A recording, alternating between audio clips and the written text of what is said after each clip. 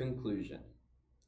Overall, the debate that we had resulted in no major change in our opinion about Edward Snowden and his status as a whistleblower or a traitor.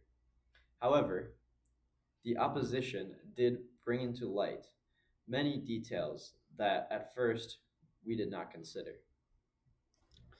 They rightly push back on the notion that Edward Snowden showed negligence in residing in Russia and China.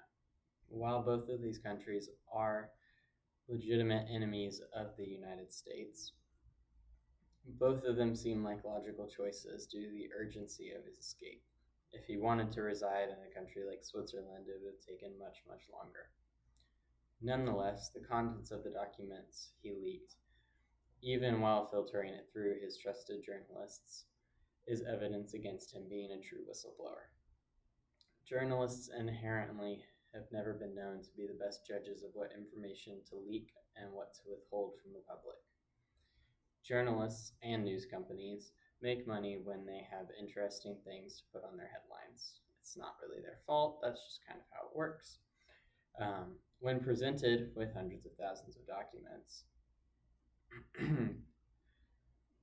we do not think that the journalists were particularly concerned with the possible damages to the United States, but instead they were more concerned with another way of enticing crowds to read their newspapers.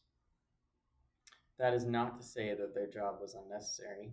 As with this very event, the leaking of the NSA's overreach was undoubtedly good information to expose to the public. We think that these journalists should have been more careful and discerning with the other documents that they were given by Edward Snowden. Additionally, Edward Snowden should have filtered these documents more thoroughly before giving them to the journalists in the first place.